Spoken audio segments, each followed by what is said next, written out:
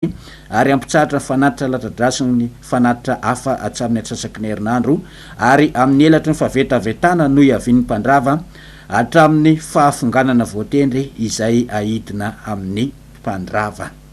Zany hoe efa nanambara mialoha tao amin'ny boky ny faminaniana ny mpamorona fa misy an'ity mpanjaka ity ho avy andrava ny fiterana masina ary amin'ny elatry ny fahavetavetana no iaviny andrava ny fiterana masina. Ravakitsika eo amin'ny dikateny DM io Daniel toko fasivy io andiny fafito amby roapolo dia zao ny vaky teny eo. Ary amin'ny fitotaona farany dia ampiatra fanerena enjana amin'ny olona maro izy ka afaka 3 taona sy tapa-monja dia ampitsahatra ny sorona sy ny fanatitra. Fampotsampy maharikoriko no anesika izany mpandrava izany mandrabigado ny famongorana izay voatendry iantota aminy. Fampotsampy maharikoriko no noentiny ity mpandrava ity rehefa nandrava ny Jerusalema izy. Noravan'ny miaramila Romanina tamin'ny taona 70 Jerusalema ary tamin'ny taona 530 dia natsanga ny emperora Adrien teo amin'ny toerana nisy ny tempoly tao Jerusalema, ny tempoly ho an'i Jesosy na ho an'i Zezo na ho an'i Jesosy na ho an'i Jisy na ho an'i Jusasy. Natsanga ny Romanina tao Jerusalema izany tempoly izany ary tao anatin'ilay boky izay novakina tamintsika teo dia manapirofo an'izany zavatra resako izany. Mbola maro be mipirofo eto am-pelantanana azo apotra amintsika. Ny tanjona dia izao: ianao ino ny famarinana, resy lahatra ny famarinana, tsy andohalika amin'ilay anarany bibidia intsony, tsy antso an'ilay anarany bibidia intsony satria anarana mahatonga anao ho very mandrakizay any amin'ny farihy mirehatra sy ny solofara io anarana io. Amaranako azy ny Apokalipsy 4:7 andiny 7 sy manaraka toy izao ny vaky ny teny. Ary nisy iray koa dia anjely fahatelo nanaraka ireny ka nanao tamin'ny fimahery hoe: raha misy miankohaka alohan'ny bibidia sy ny sariny ka mandray ny marika eo amin'ny andro na eo amin'ny tanany dia izy koa nisotro ny divay ny fahatezerany avondrindra izay nahidina tao anatin'ny kopony fahatezerany tsy miaroaro zavatra sady ampijaliana amin'ny afo sy ny solofara eo anatrehany anjely masina sy eo anatrehany zanak'ondry izy. Ary nisetroka fijaliana dia miakatra mandrakizay tsy manam-pitsarana na andro na alina ny fijaliany izay miankohaka alohan'ny bibidia sy ny sariny na izay mandray ny mariky ny anarany.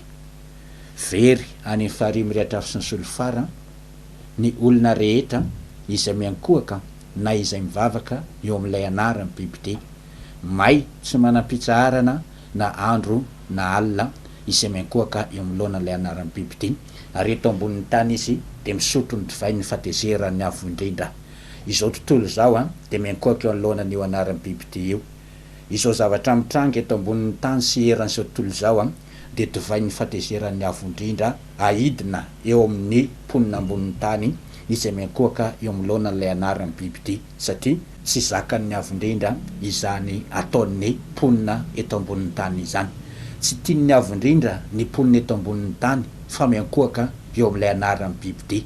Ny zavatra takin'ny avo indrindra dia ny fandoliana sy ny fiankohofana amin'ny anarany. Zany na tonga teny voasoratra ao amin'ny Apokalipsy 4:7 dia ny fafito sy manaraka hoe miankohofy eo alohana izay nanoloan'ny lanitra sy ny tany sy ny ranomasina ary loharano. Ny tian'ny avo indrindra iankohofana sy andoliana dia eo amin'lohana andrery ihany. Ny fikambanana mpiara-mikatsika ny famarinana sy ny fiaina mandrakizay dia mamerina antsika iankohaka eo amin'ilay nanao lanitra sy ny tany sy ny ranomasina ary loharano ary manala antsika tsy iankohaka eo amin'ilay anarany bibidia intsony.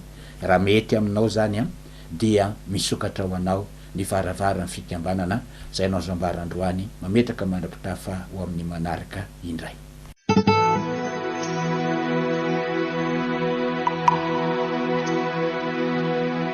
Fanazavana zava-miafina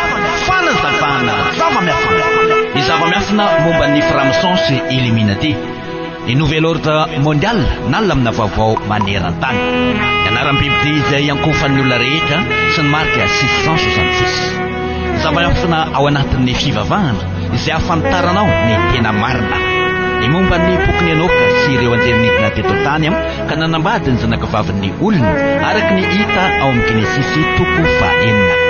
Andarana arainao eto amin'ny TNTV isaky ny zoma maraina amin'ny Nora ny sapotsy maraina amin'ny enora ary ny alady maraina amin'ny enora sy 30 minitra. Tompona andraikitra fikambanana mpiara-mikatsika ny famarinana sy ny fiainana mananrakizay.